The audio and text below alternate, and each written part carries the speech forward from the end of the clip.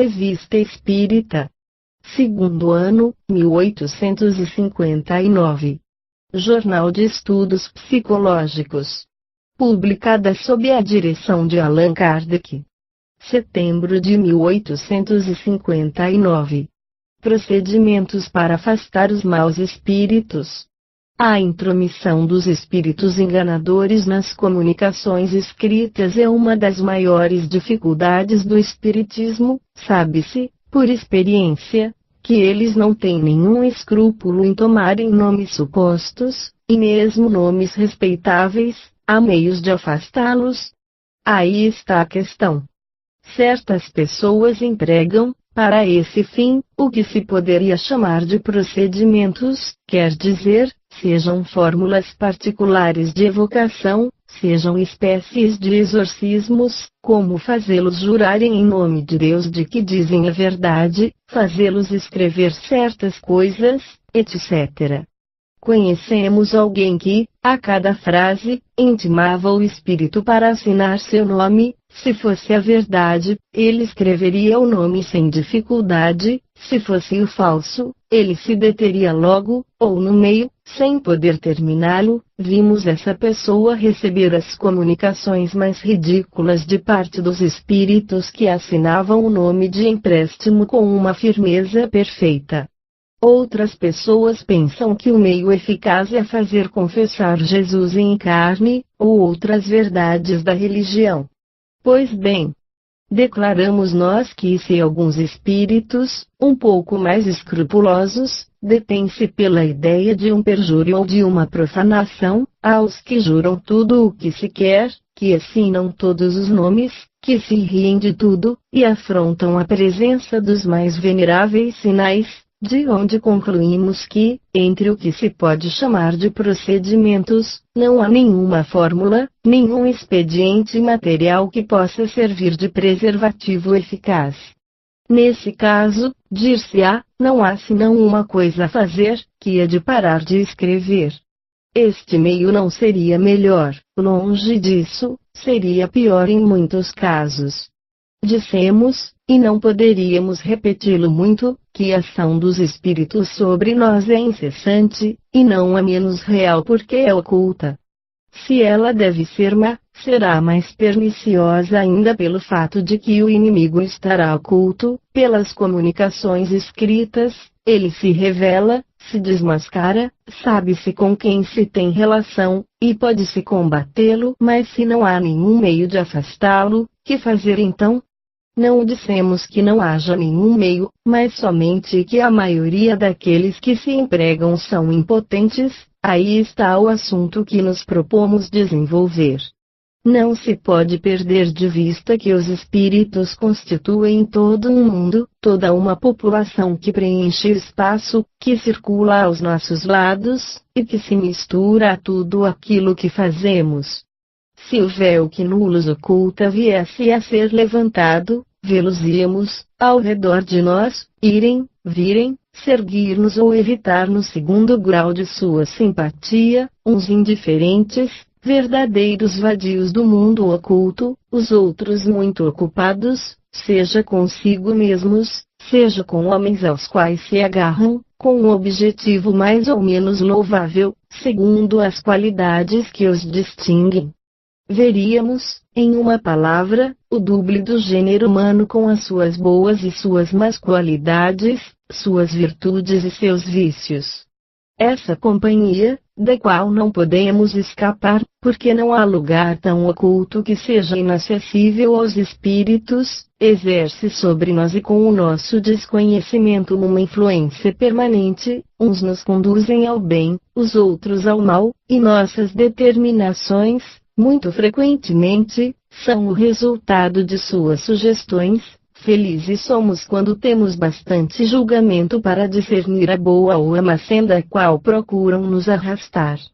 Uma vez que os espíritos não são outra coisa senão os próprios homens despojados de seu envoltório grosseiro, senão as almas que sobrevivem ao corpo, disso resulta que há espíritos desde que haja seres humanos no universo, é uma das forças da natureza, e não esperam que haja médiuns escreventes para agirem, e a prova disso é que, em todos os tempos, os homens cometeram inconsequências.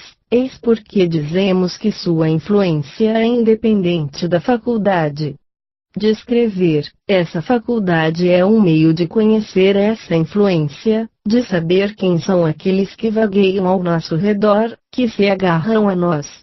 Crer que se pode subtrair deles abstendo-se de escrever, é fazer como as crianças que creem escaparem de um perigo tapando os olhos.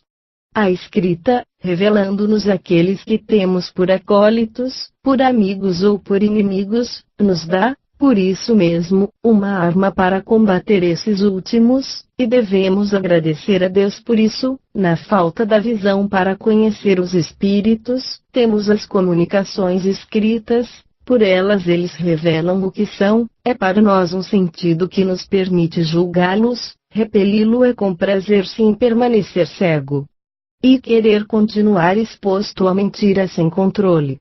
A intromissão dos maus espíritos nas comunicações escritas não é, pois, um perigo do espiritismo, uma vez que, se houver perigo, o perigo existe sem isso, porque é permanente, eis do que não se poderia muito persuadir-se, é simplesmente uma dificuldade, mas da qual é fácil triunfar tomando-a convenientemente.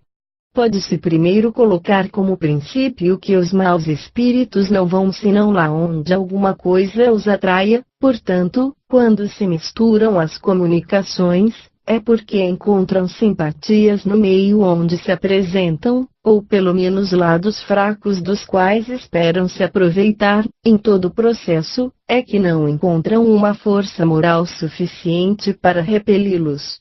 Entre as causas que os atraem, é necessário colocar em primeira linha as imperfeições morais de toda a natureza, porque o mal simpatiza sempre com o mal. Em segundo lugar, há muito grande confiança com a qual se acolhe suas palavras.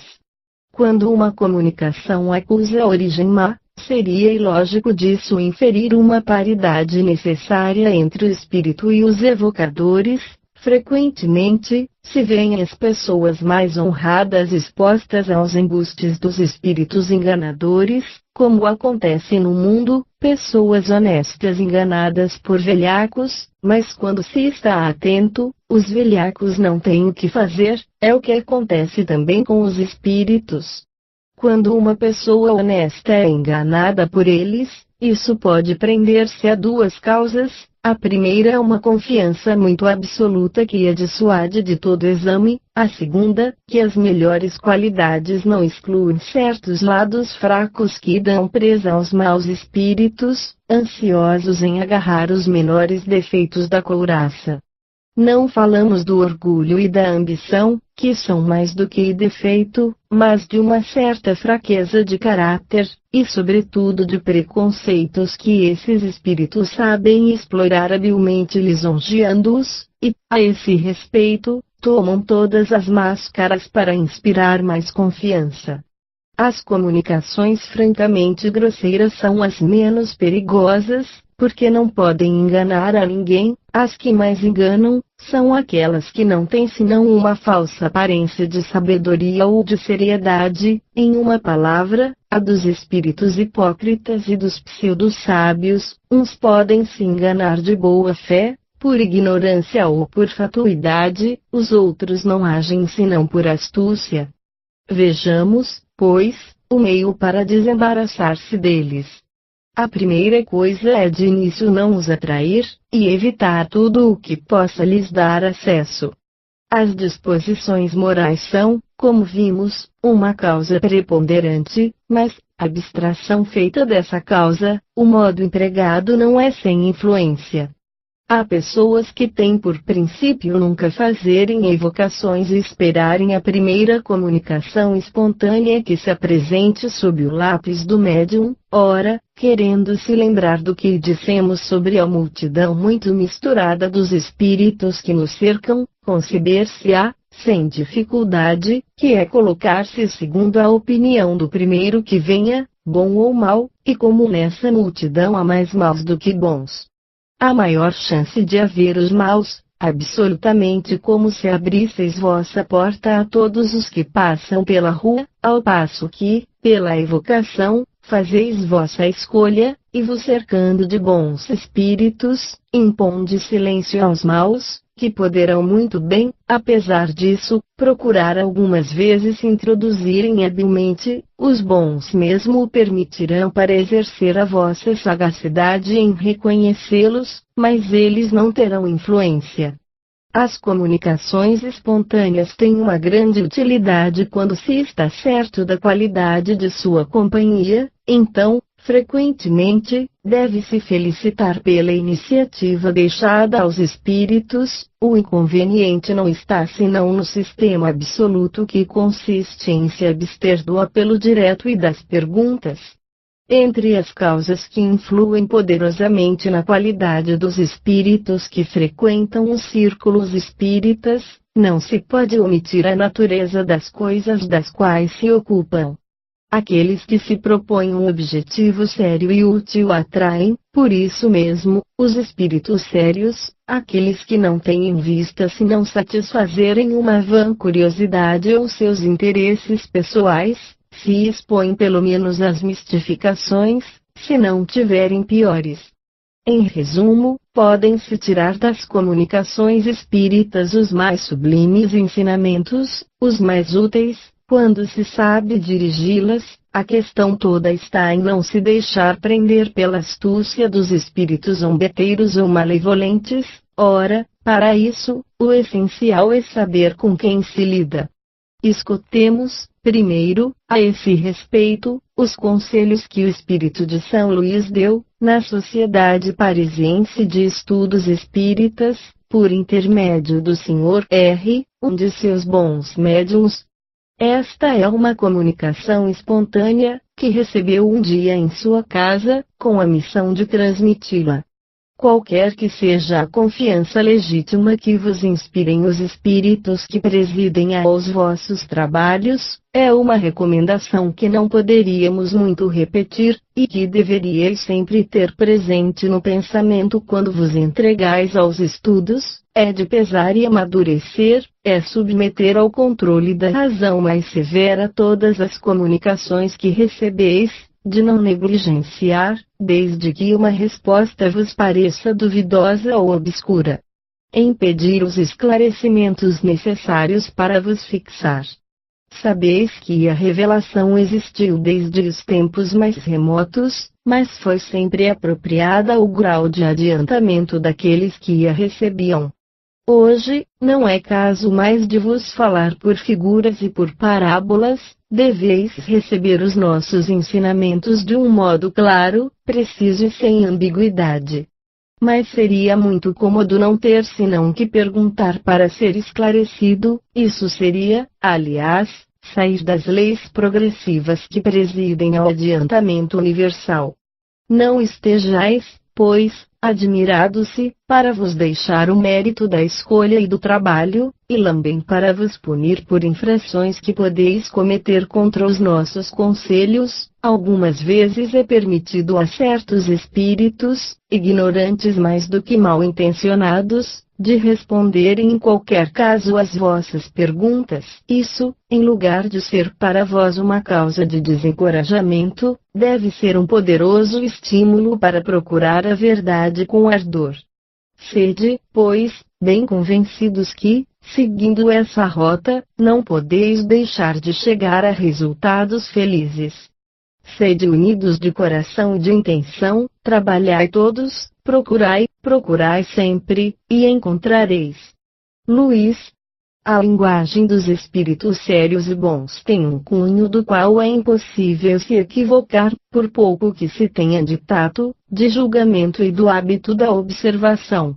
Os maus espíritos, por qualquer véu hipócrita que eles cobrem em suas torpezas, não podem jamais sustentar seu papel indefinidamente, eles mostram sempre seus verdadeiros projetos por alguma cunha, de outro modo, se sua linguagem fosse sem mácula eles seriam bons espíritos.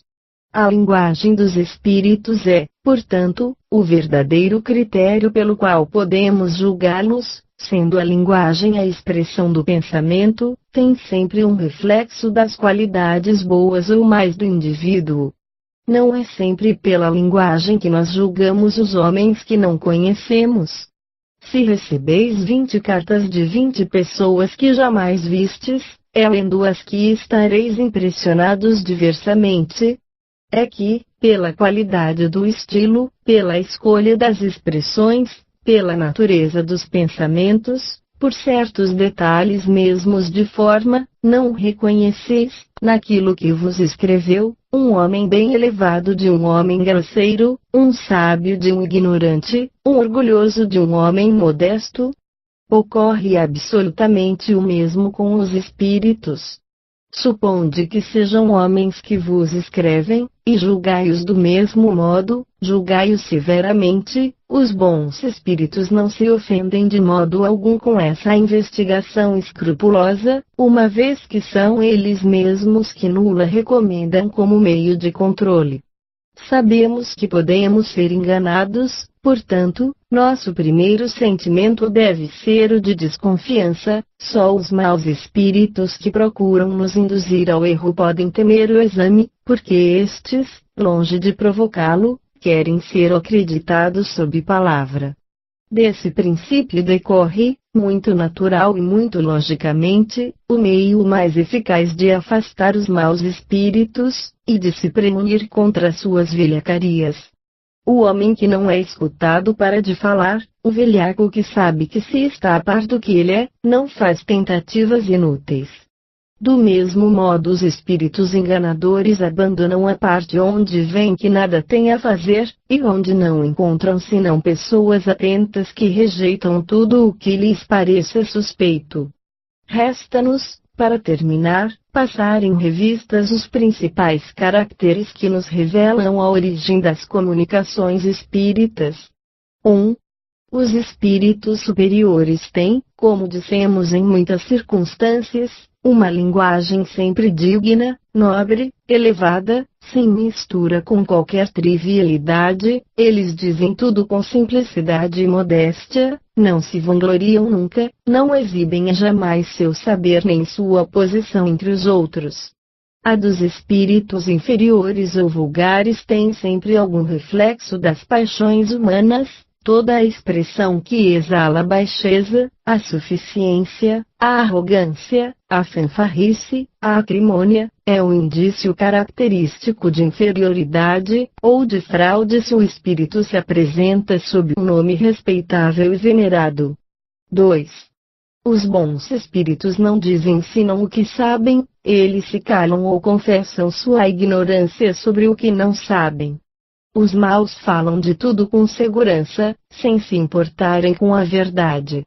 Toda heresia científica notória, todo princípio que choca com a razão e o bom senso, mostra a fraude se o espírito se dá por um espírito esclarecido. 3.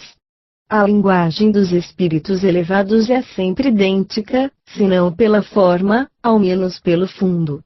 Os pensamentos são os mesmos. Quaisquer que sejam o tempo e o lugar, eles podem ser mais ou menos desenvolvidos segundo as circunstâncias, as necessidades e as facilidades de comunicar, mas não serão contraditórios. Se duas comunicações levando o mesmo nome estão em oposição uma com a outra, uma das duas, evidentemente, é apócrifa, e a verdadeira será aquela onde nada desminta o caráter conhecido do personagem. Uma comunicação que tenha em todos os pontos o caráter da sublimidade e da elevação, sem nenhuma mácula, é que ela emana de um espírito elevado, qualquer que seja o seu nome, encerre ela uma mistura de bom e de mal, será de um espírito comum, se ele ceder por aquilo que é, de um patife se enfeitar-se com um nome que não saiba justificar. 4. Os bons espíritos nunca mandam, não se impõem, eles aconselham, e, se não são escutados, se retiram. Os maus são imperiosos, dão ordem, e querem ser obedecidos. Todo espírito que se impõe traz sua origem. 5. Os bons espíritos não lisonjeiam, eles aprovam quando se faz bem, mas sempre com reserva. Os maus dão elogios exagerados, estimulam o orgulho e vaidade pregando a humildade, e procuram exaltar a importância pessoal daqueles que querem captar. 6. Os espíritos superiores estão acima das puerilidades das formas, em todas as coisas. Para eles o pensamento é tudo, a forma nada é. Só os espíritos vulgares podem ligar importância a certos detalhes incompatíveis com ideias verdadeiramente elevadas. Toda prescrição meticulosa é um sinal de inferioridade e fraude da parte de um espírito que toma um nome imponente. 7. É necessário desconfiar de nomes bizarros e ridículos que tomam certos espíritos que querem se impor à credulidade. Seria soberanamente absurdo tomar esses nomes a sério. 8. É necessário igualmente desconfiar daqueles que se apresentam, muito facilmente, sob nomes extremamente venerados, e não aceitar suas palavras senão com a maior reserva. É aí sobretudo que um controle severo é indispensável, porque, frequentemente, trata-se de uma máscara que tomam para fazer crer em pretensas relações íntimas com os espíritos fora de linha. Por esse meio eles agradam a vaidade, e dele se aproveitam para induzir, frequentemente, a diligências lamentáveis ou ridículas. 9. Os bons espíritos são muito escrupulosos sobre os meios que possam aconselhar, eles não têm jamais, em todos os casos, senão um objetivo sério e eminentemente útil. Deve-se, pois, olhar com suspeitas todos aqueles que não tenham esse caráter e maduramente refletir antes de executá-los. 10. Os bons espíritos não prescrevem senão o bem. Toda máxima, todo conselho que não esteja estritamente conforme a pura caridade evangélica não pode ser a obra de bons espíritos. Ocorre o mesmo com toda insinuação malévola tendente a excitar ou entreter sentimentos de ódio, de ciúme ou de egoísmo. 11. Os bons espíritos não aconselham jamais senão coisas perfeitamente racionais. Toda recomendação que se afastasse da direita linha do bom senso e das leis imutáveis da natureza acusa um espírito limitado e ainda sob a influência de preconceitos terrestres, e, por conseguinte, pouco digno de confiança. 12. Os espíritos maus, ou simplesmente imperfeitos, se trairiam ainda por sinais materiais com os quais não poderia equivocar-se. Sua ação sobre o médium, algumas vezes, é violenta, e provoca em sua escrita movimentos bruscos e irregulares, uma agitação febril e convulsiva, que contrasta com a calma e a doçura dos bons espíritos. 13. Um outro sinal de sua presença é a obsessão. Os bons espíritos não obsediam jamais, os maus se impõem em todos os instantes. É por isso que todo médium deve desconfiar da necessidade irresistível de escrever que se apodera dele nos momentos mais inoportunos. Esse não é nunca o fato de um bom espírito, e não deve a isso ceder. 14.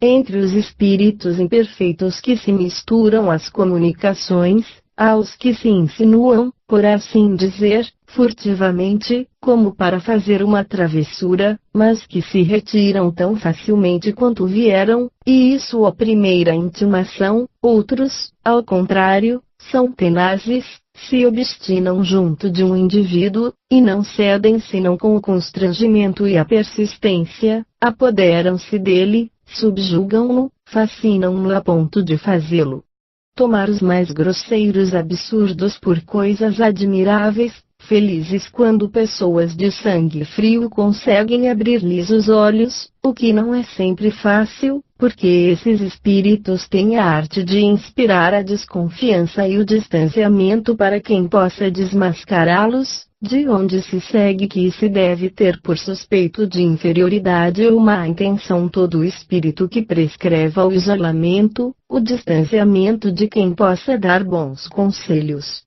O amor próprio vem em sua ajuda, porque lhe custa, frequentemente, confessar que foi vítima de mistificação, e reconhecer um velhaco naquele sob cujo patrocínio se glorificava por se colocar. Essa ação do espírito é independente da faculdade de escrever. Na falta da escrita, o espírito malévolo tem 100 meios de agir e de enganar. A escrita é para ele um meio de persuasão, e não uma causa. Para o médium, é um meio de se esclarecer.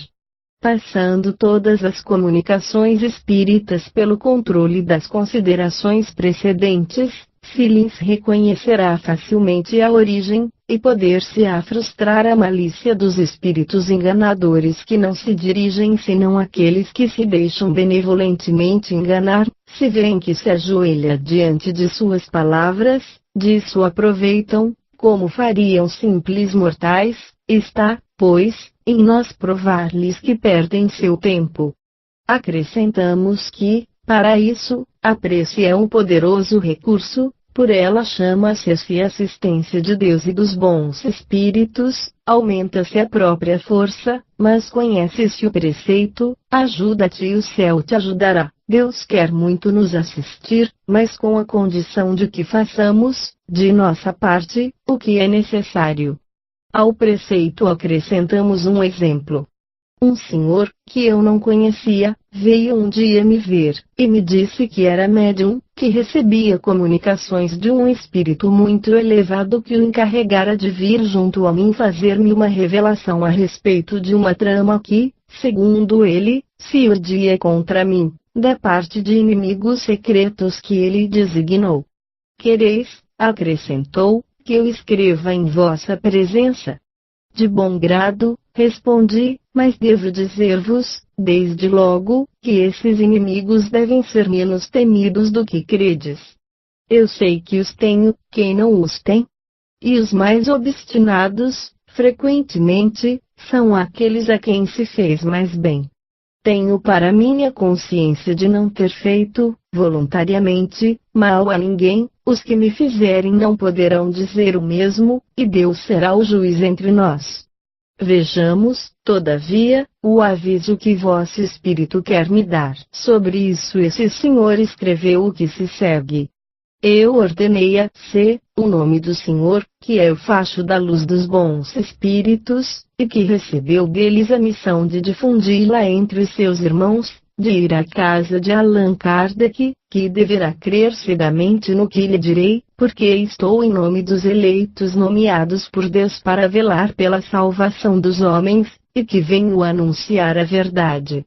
Eis o bastante, disse-lhe, não tomeis o trabalho de prosseguir.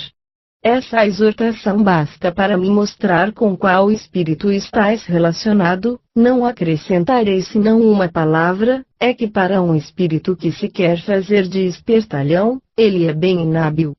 Esse senhor pareceu bastante escandalizado com o pouco caso que fiz de seu espírito, que ele tivera a bondade de tomar por algum arcanjo, ou pelo menos por algum santo da primeira ordem, vindo propositadamente para ele. Mas, disse-lhe, esse espírito mostra suas intenções por algumas palavras que acaba de escrever, e é preciso convir que ele sabe bem pouco esconder seu jogo. De início, vos ordena, portanto, ele quer vos ter sob sua dependência, o que é próprio de espíritos obsessores. Ele vos chama o facho da luz dos bons espíritos, linguagem passavelmente enfática e ambígua, bem longe da simplicidade que caracteriza dos bons espíritos, e por aí lisonjeia o vosso orgulho, e exalta a vossa importância, o que basta para torná-lo suspeito. Ele se coloca, sem cerimônia, em nome dos eleitos nomeados por Deus, jactância indigna de um espírito verdadeiramente superior. Enfim, ele me disse que devo crer-lhe cegamente, isso coroa a obra. Está bem aí o estilo desses espíritos mentirosos que querem que sejam acreditados sob palavra, porque sabem que tem tudo a perder em um exame sério. Com um pouco mais de perspicácia, ele saberia que não me paga com belas palavras, e que se dirigiria mal prescrevendo-lhe uma confiança cega. De onde concluo que sois o joguete de um espírito que vos mistifica e abusa de vossa boa fé. Eu vos convido a prestar séria atenção nisso, porque se vós não vos guardais, ele poderá vos pregar uma peça a seu modo. Não sei se esse senhor aproveitou a advertência, porque jamais o revi, assim como seu espírito. Eu não terminaria se contasse todas as comunicações desse gênero que me submetem, algumas vezes seriamente, como emanando dos maiores santos, da Virgem Maria, e mesmo do Cristo, e era verdadeiramente curioso ver as torpezas que se debitavam a esses nomes venerados. É preciso ser cego para se equivocar com sua origem, então que, frequentemente, uma única palavra equívoca, um único pensamento contraditório, bastam para fazer descobrir a fraude a quem quer que se dê ao trabalho de refletir. Como exemplos notáveis de apoio, convidamos os nossos leitores a terem a bondade de se reportarem aos artigos publicados nos números da Revista Espírita dos meses de julho e outubro de 1858.